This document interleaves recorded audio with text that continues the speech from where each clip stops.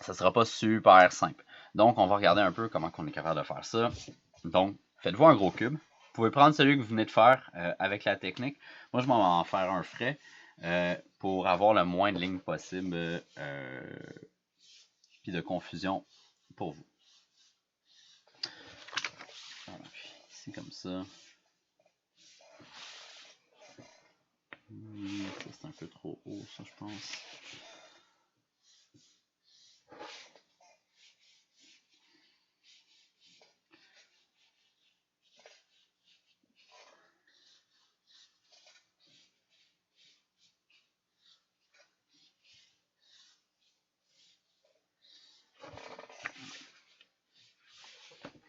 Ça va vous...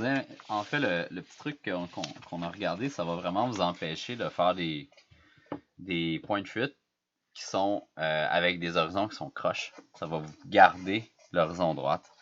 C'est vraiment ça qui est assez intéressant dans cette technique-là. Maintenant, moi j'ai besoin de lui. J'ai besoin de lui. Puis j'ai besoin de... Ouais, lui. Parfait. Donc, si on le refait en petit, juste pour regarder où c'est qu'on s'en va. Donc, essayez pas d'y aller à la même vitesse que moi pour le petit exemple ici.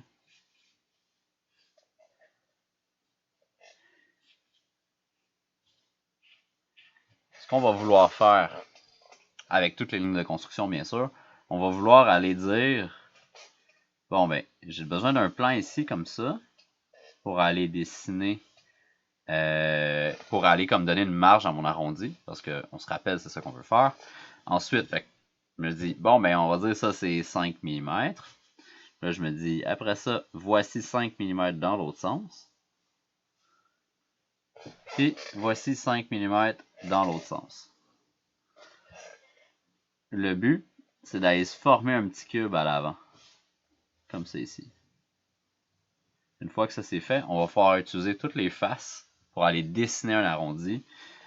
Comme à l'arrière ici. Donc, on va se faire une ligne, les 2/3, un arrondi, 2 arrondis, 3 arrondis, 4, 5 et 6. Ce qui devrait compléter notre forme. Comme c'est ici. Et comme ça. Donc, vite fait, comme ça ici. On va regarder un peu comment ça s'en va, mais c'est un petit peu ça qu'on s'en va faire. Donc, première étape, on va aller se donner, on va aller établir des marges pour bien travailler. Parce que finalement, la vue de haut de notre objet va faire juste une petite affaire comme ça. Il va avoir un point là. Oups. Comme ça. Comme ça. Ça va faire juste un petit peu comme ça ici. Puis la même affaire dans ce sens-ci.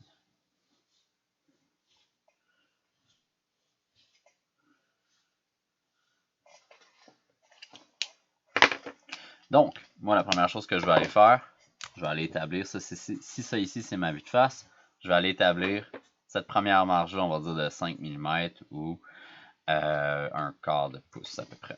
Qui est 6, mais c'est pas grave. Donc, je vais me choisir un point. Je vais le faire un peu plus gros, juste pour que ça soit un petit peu plus clair pour tout le monde. Donc, moi, je vais me choisir un point quand même assez bas pour me laisser de l'espace. Puis, je vais aller prendre ce point-là, je vais l'envoyer vers mon point de fuite à l'arrière. Ah ben, en fait, à la droite. À la gauche. Je prends le nouveau point, je l'envoie à la droite. Puis, je peux aller connecter. Cette ligne-là, si j'ai bien travaillé, devrait aller vers mon point de fuite. Puis, on devrait voir que le panneau que je viens de créer, la surface, le plan, ressemble étrangement à celui d'en haut et à celui d'en bas. Il est juste un peu moins ouvert ou un petit peu plus ouvert, tout dépendant de dans quel sens que vous le regardez. Donc, mon panneau ici est fait. Maintenant, je vais aller dans l'autre sens. Je vais aller tracer lui, qu'on voit autant dans la vue de face que dans la vue de devant. La vue de dessus puis la vue de face. Donc, je vais faire exactement la même chose. Puis on se rappelle, là, ça va en fait fermer ici un carré. Fait qu'on veut avoir une belle proportion carrée parce qu'on va venir mettre un quart de cercle.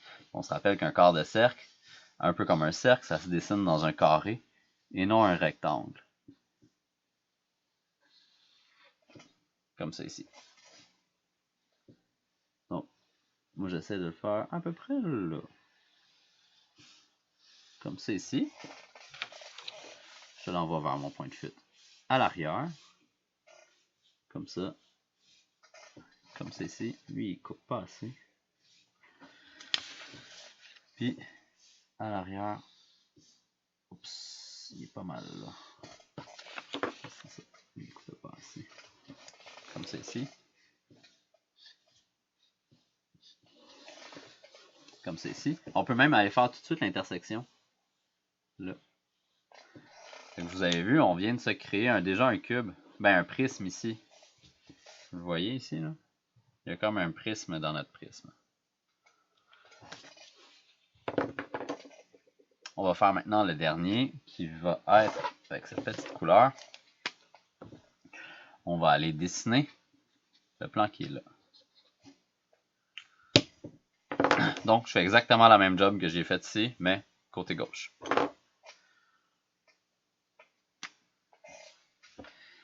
Donc, ici comme ça. Comme ça ici.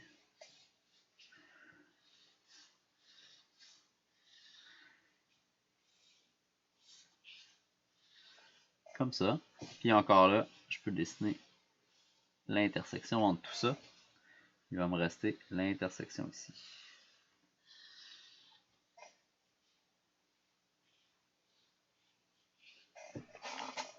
Une fois que j'ai tout fait ça, je peux maintenant isoler le prisme un petit peu à l'avant. C'est ce crayon-là que j'ai rangé, que j'aurais pas dû ranger. Oui. Vous voyez, j'ai un petit cube à l'avant. Ici, dans ce coin-là. Il est juste ici. Il est là, là, là, là, là.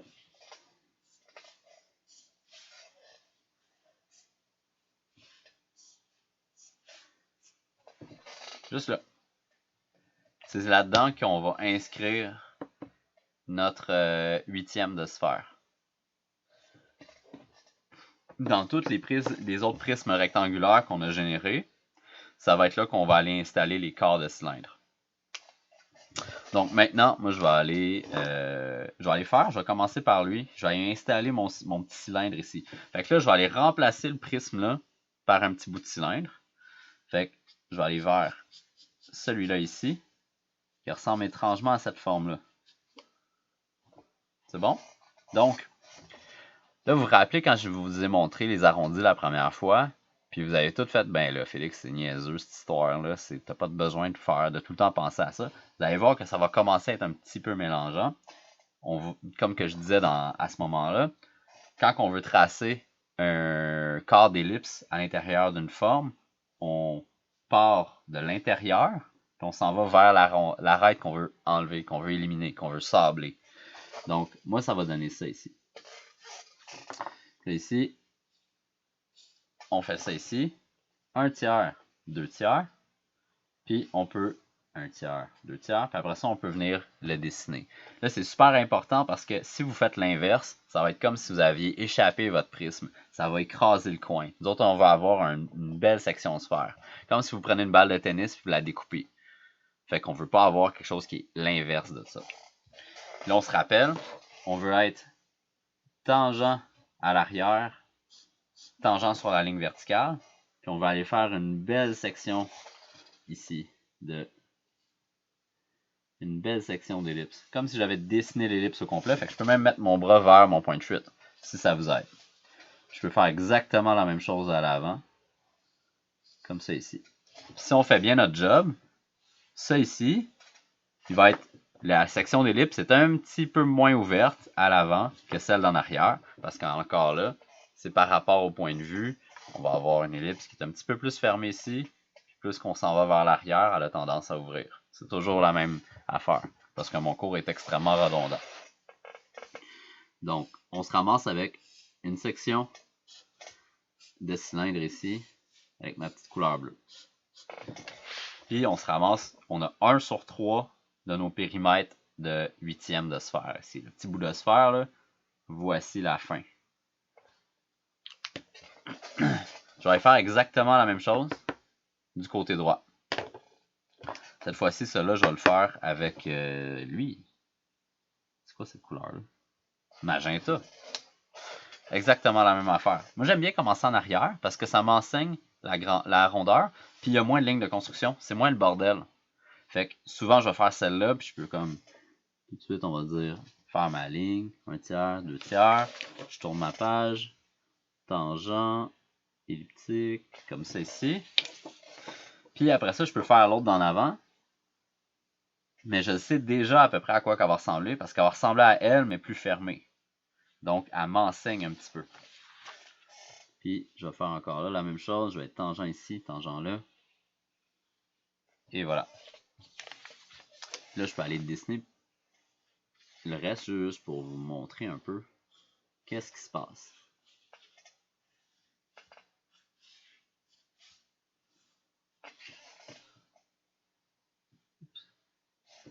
Ici, comme ça.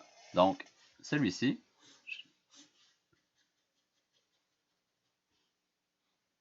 est dorénavant fait.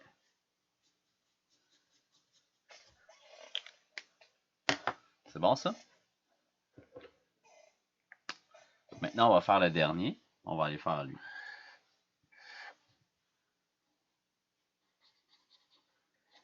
Comme ça ici. Même technique, sauf ça à la verticale. Fait que je pars du centre. Je m'en vais vers l'extérieur. 1 tiers, 2 tiers.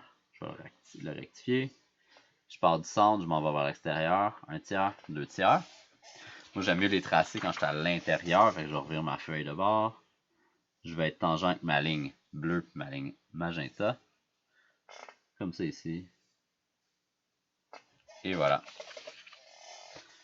Je peux maintenant aller relier, puis juste pour vous, je peux aller dessiner le cylindre que je viens de rabouter à ma forme.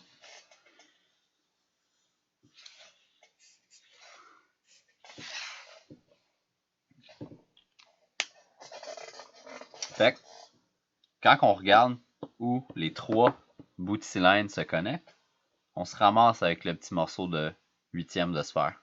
On l'a dessiné. Il est là.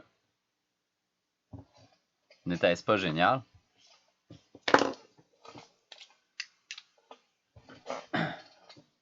Parfait. Fait que moi, tout ce qui me reste à faire, c'est de tracer ça avec mon crayon noir. Là, c'est sûr que là, moi, c'est le festival de la couleur. Ça paraîtra pas super gros. Mais vous allez voir aussi qu'on s'en va. Jusque là. Jusque là. Vous, si vous avez travaillé en gris, vous allez avoir un peu plus de plaisir que moi.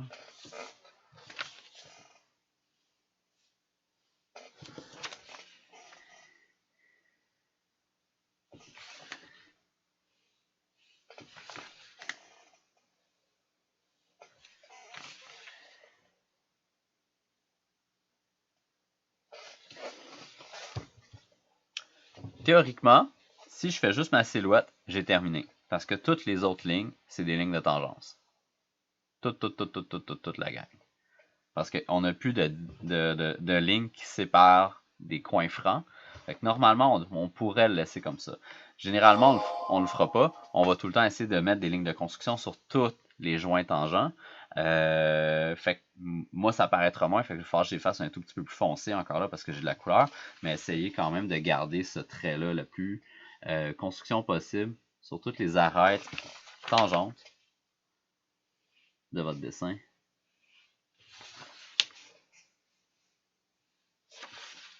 Ici, moi je vais faire toutes les lignes droites en premier. Alors ça, je vais faire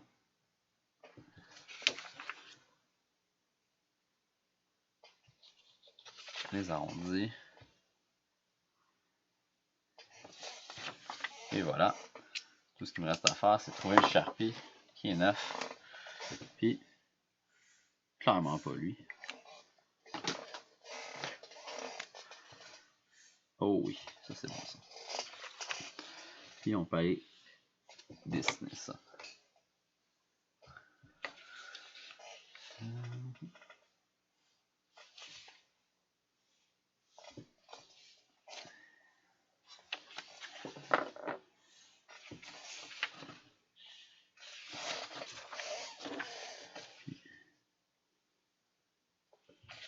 Et voilà. Fait que j'avais boosté un petit peu mes lignes pour les faire ressortir un peu. J'avais mangé où ce que je trouvais que mes arrondis étaient moins beaux, mais ça revient à peu près à ça.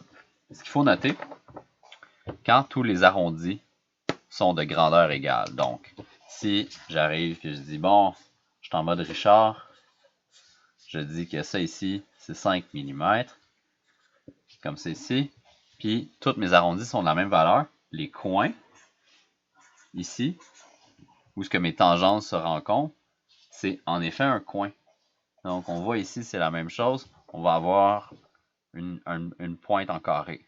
Donc la limite intérieure ici, sur chacune des faces, va finir en coin. Il n'y aura pas d'arrondi. Dès qu'on va changer la valeur d'un des rayons, comme si cet arrondi-là était 2 fois plus gros, là, on va avoir des éléments qui vont commencer à se modifier. C'est ça qui va créer la plupart des arrondis sur des produits. C'est ce qu'on va voir un petit peu plus tard. Juste en revenant. Ouais. On va regarder ça juste après.